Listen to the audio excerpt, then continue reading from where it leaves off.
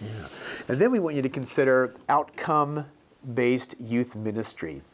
For us in our culture, what we want to do, we want to build a culture where people come, and this is a place called home. And so they have lots of neat relationships. And then we want to take that a step further. And what we want to do is we want to equip people to do ministry. And we actually have a list of close to 40, we call them faith skills, we want to build into young people. That's another presentation that we have that you can check out on the website as we talk about how to go about doing outcome-based youth ministry. But outcome-based youth ministry asks the question, what do you want to build into your young people? What spiritual disciplines do you want to build into them? What kind of a prayer life would you like them to have?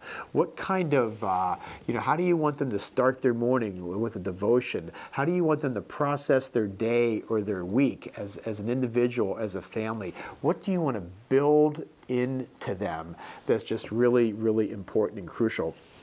It's part of our culture, but I asked a mom one time, or I should say a mom asked me.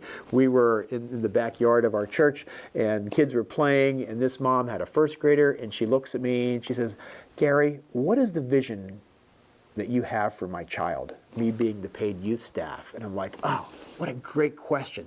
What is the vision you have for my child? Because if I was a parent at a church, that's the question I would ask. If I have a first grader and I'm going to be here for the next 12 years, what's your vision for my child? What is my child going to gain by being involved in your congregation for the next 12 years?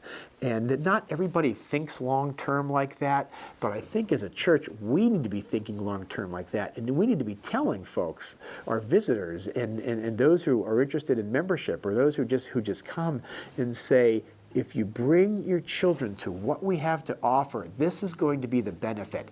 And we take that benefit and we're going to put it together with what you're doing at home, and we're going to partner with you to make good things happen in your young people. So outcome-based youth ministry is a great culture, I think, to build, that our young people know when they come here.